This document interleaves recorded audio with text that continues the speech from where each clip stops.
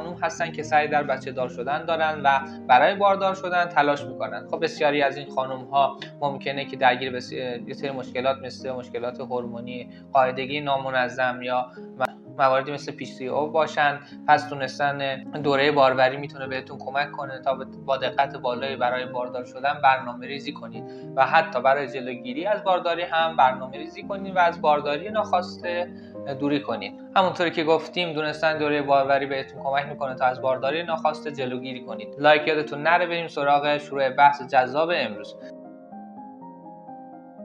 چند روزی از سیکل قاعدگی خانم هست که شانس باروری تو اون روزها ماکسیموم هستش و خانم بیشترین شانس باروری رو داره. امروز قرار در مورد این چند روز صحبت بکنیم.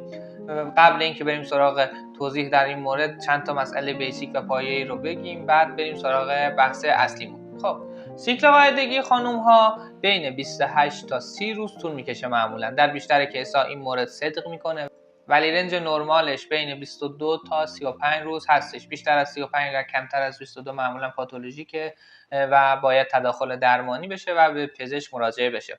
شما خودتون میتونین تعداد روزهای قاعدگیتون رو محاسبه کنین. این سیکل از اولین روز قاعدگی شروع میشه. روز اول سیکل یا روز اول قاعدگی روزی هستش که خونریزیتون شروع میشه و تا خونریزی بعدی طول میکشه.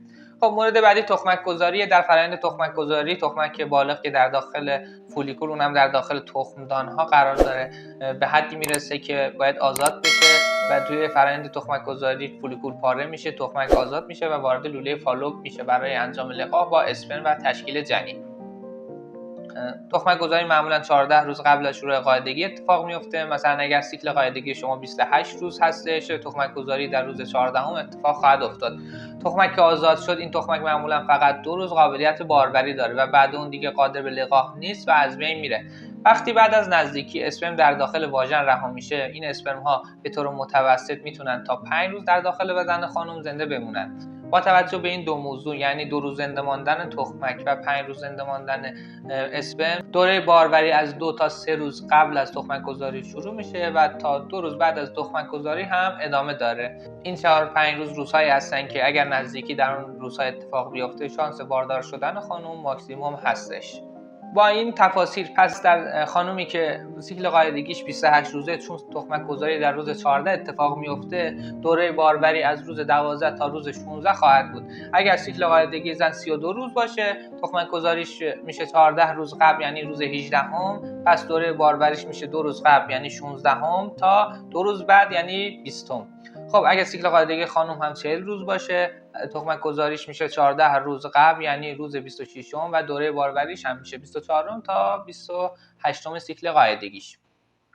نکته مهم این که این محاسبه فقط توی خانم هایی جواب میده که سیکل قاعدگی منظمی دارن. افرادی که قاعدگی نامنظم دارن یا درگیر مسائلی مثل مشکلات هورمونی یا PCO هستن، این روش جواب نخواهد داد. همچنین لازمه که بدونین حتی اگر سیکل قاعدگی شما منظم هم باشه، موارد زیادی مثل اضطراب، استرس و نگرانی زیاد میتونه روز تخمک گذاریتون رو جلوتر یا عقب‌تر از اون محاسبه‌ای که وجود داره بندازه. اما بریم مواردی رو بگیم که میتونه بهتون کمک کنه تا خودتون روز تخمک گذاری رو پیش بینی کنید. خب علائم و نشانه‌هایی توی بدن خانم هستن که میتونن بهتون کمک کنن تا روز تخمک گذاری و دوره باروری رو پیش بینی کنید. مورد اول دمای بیسیک بدن هستش. ما موضوعی داریم به اسم دمای بیسیک بدن. دمایی هستش که شما موقعی که از خواب بیدار میشین دارید. این دما وقتی اندازه گیری میشه که شما هنوز در داخل تخت خواب هستین، چیزی نخوردین، چیزی ننوشیدین و حتی با کسی صحبت هم نکردین. اگر شما توی این زمان دمای بدنتون رو اندازه بگیرید و این روند رو ادامه بدین، میتونه بهتون کمک کنه تا تخمک گذاریتون رو پیش بینی کنین. اما چطوری؟ اینطور که دقیقاً قبل از تخمک گذاری یک پیک تقریباً نیم تا 1 درجه توی دمای بدن وجود داره و برای چند روز هم این پیک ادامه داره، بعدش برمیگرده به اون حالت پایه خودش. برای این کار بهتر از دماسنج‌های دیجیتالی استفاده کنین تا دقیقاً بتونین دما رو ثبت بکنین. مورد دوم که میتونه بهتون کمک کنه دوره باروری رو پیش بینی کنین، پوزیشن سرویکسه. همونطور که قبلا هم گفتیم، سرویکس در واقع دهانه یا گردنه یا ورودی رحم هستش. در نیمه اول سیکل قاعدگی سرویکس از نظر قرارگیری طوری قرار میگیره که پوزیشن خیلی فرم و بسته‌ای داره تا اجازه ورود اسپرم به رحم رو نده. درست قبل از تخمک گذاری سرویکس نرم، باز و کمی رو به بالا میشه تا مسیر برای ورود اسپرم ها به داخل رحم باز بشه. مورد سوم سرویکال موکوسه. در شروع سیکل قاعدگی موکوس سرویکس کاملا چسبناک هستش و هر چقدر که به روز تخمک گذاری نزدیک میشیم ترشحات به سمت آبکی شدن میرن. دقیقاً قبل از تخمک گذاری موکوس به شدت آبکی و شل هستش و یه چیزی شبیه سفیده تخم مرغه و کمتر از 10 تا 8 سانتی متر کش میاد. خب مورد چهارم این که در موقع تخمک گذاری خیلی از خانم ها درد خفیفی در پایین شکم و در سمت راست احساس میکنن. درست قبل از تخمک گذاری سینه ها به شدت حساس میشه و احساس سنگینی در داخل سینه ها حس میشه. موقع تخمک گذاری حس بویایی خانم خیلی قوی میشه و قبل از تخمک گذاری حس جنسی یا فعالیت جنسی خانم هم به شدت افزایش پیدا میکنه.